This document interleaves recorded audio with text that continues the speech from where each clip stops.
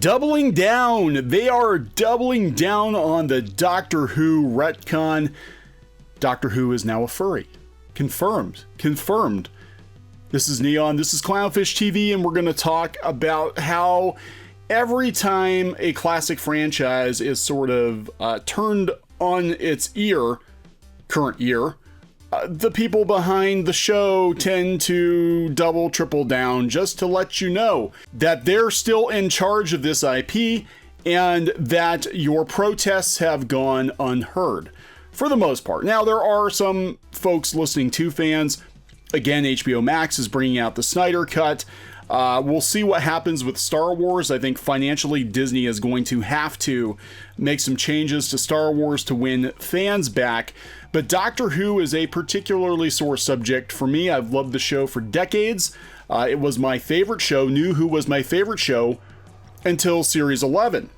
Series 11 introduced Jodie Whittaker's 13th Doctor. Now, I don't have, and I'll be honest, I did not have a problem with the Doctor regenerating into a woman. I didn't have a problem with Jodie Whittaker as the Doctor. What I have said since day one, and people keep misquoting me, is that I thought the show under Chris Chibnall is completely boring and very, very woke. It's very political. It's all about the messaging, not about the plots. A lot of times the plot takes a backseat. Sometimes there is no plot. Some of these episodes I've watched of Chibnall's Doctor Who is like, what the hell is the plot of the show? I was willing to give the show another chance with Series 12, and then they dropped another big bombshell on us, which was the Doctor has had infinitely more regenerations than what we previously knew. And just to troll the fans who had a problem with the Doctor being female, we made sure everyone knew the Doctor started out as a little POC girl, like a billion years ago. Well, interesting thing happened. Russell T Davies put a tweet out there a couple of months ago when they were doing a quarantine watch party. He put a tweet out there saying that he didn't know how many faces the Doctor actually had at this point. It seemed like he was kind of throwing shade at Chris Chibnall's decision to make the Doctor, have this elaborate history that nobody knew anything about. And it turns out that is not the case, because now they've got they call it an animated short. It is literally one static image with a monologue with the cat nun lady. Remember her from the Russell T Davies era? Novice Haim? Yeah. Her narrating her deathbed scene with these really like Disney-esque looking drawings. And the thing is they let slip in there that the Doctor has been hundreds of people, male and female, but also animals. That's right, Doctor Who has been a fucking furry. There you go.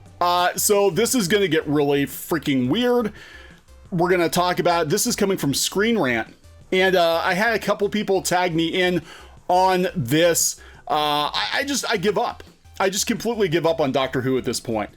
I don't even know what to think. If the stories were good, I might give it another chance, but it's a shit show so far. And now the Doctor can be a furry too. All right, so are they looking for a new audience? That's what Geeky said. I talked to her about it this morning, and she's like, well, they're hemorrhaging viewers, so they're probably looking for a new audience, and man, they're going to go after shippers and furries. That's what they're going to go for.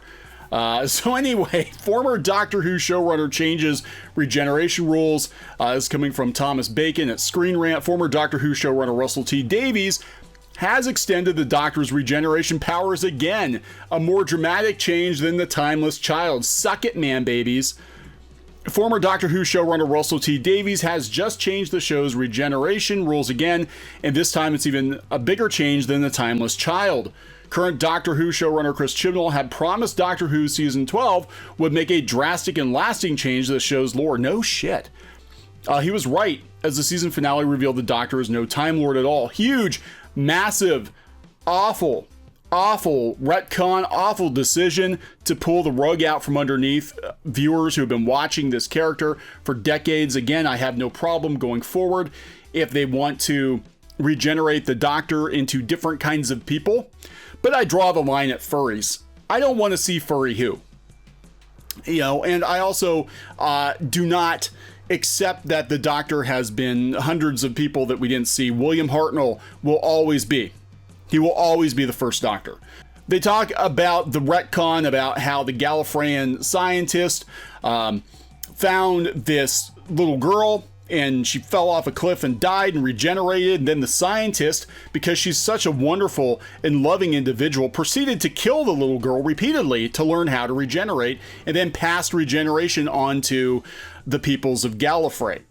They exploited this poor little girl, and that little girl is the Doctor.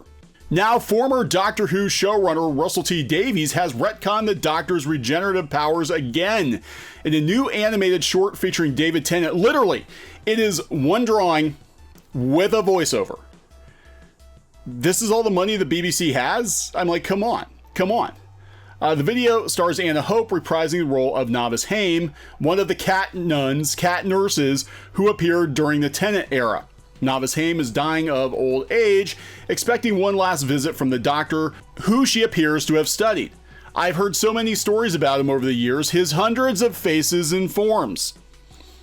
The men and women and animals who have taken that name.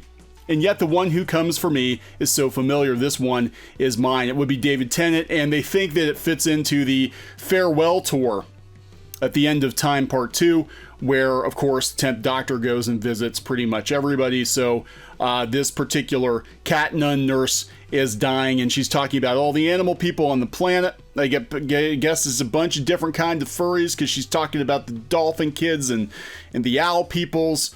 I don't remember dolphin kids so much on that episode. It's been a while, but I don't remember there being dolphin kids. But apparently it's a planet of furries. It's New Earth.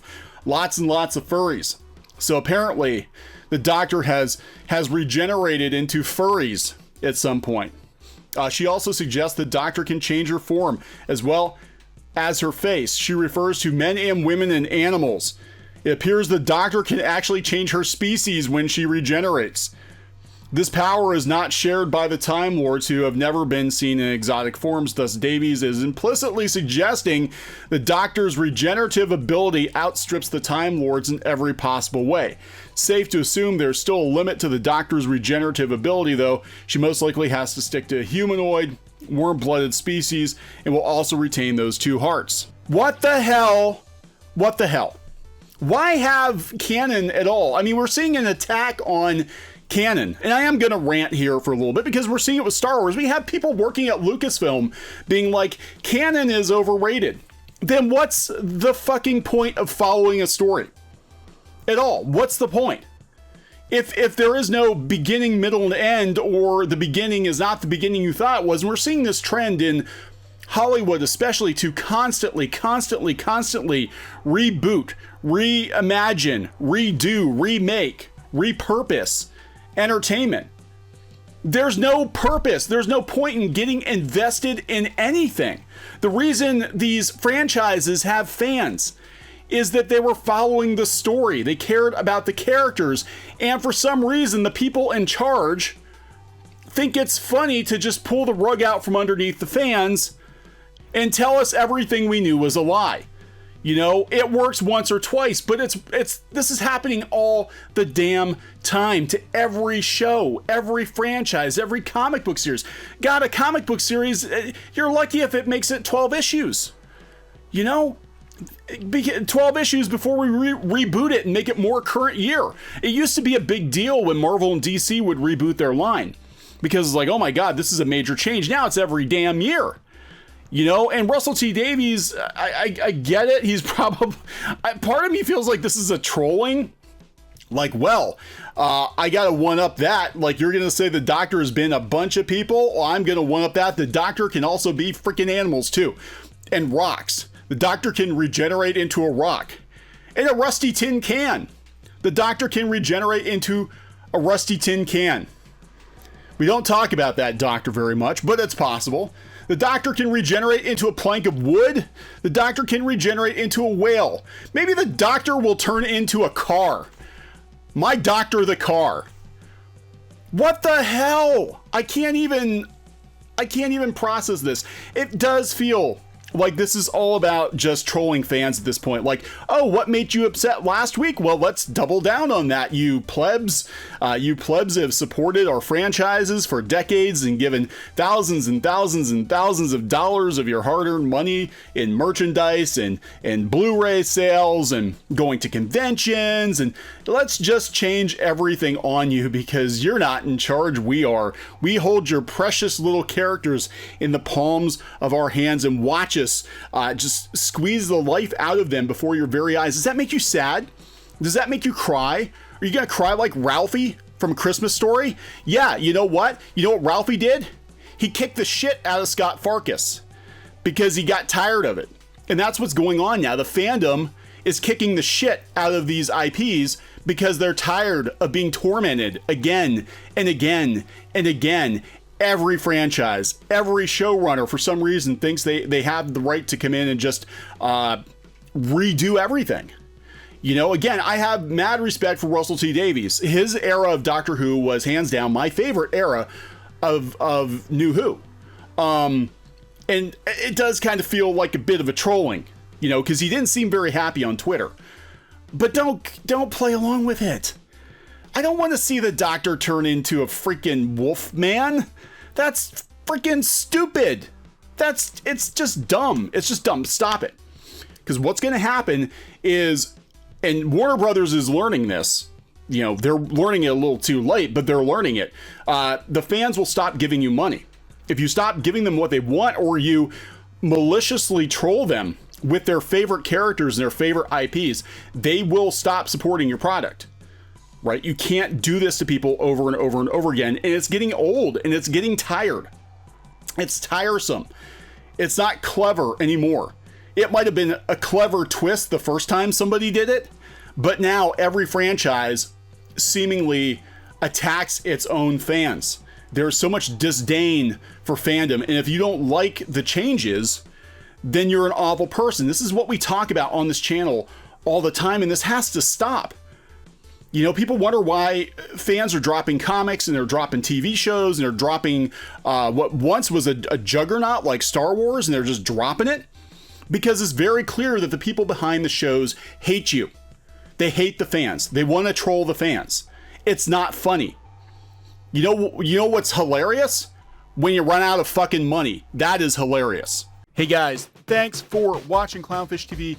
Please consider supporting the channel. Go to clownfishsupport.com. That's clownfishsupport.com. And if you want to join our community, go to clownfishtalk.com. That's clownfishtalk.com. Please subscribe, ring the bell for notifications. We will talk to you next time.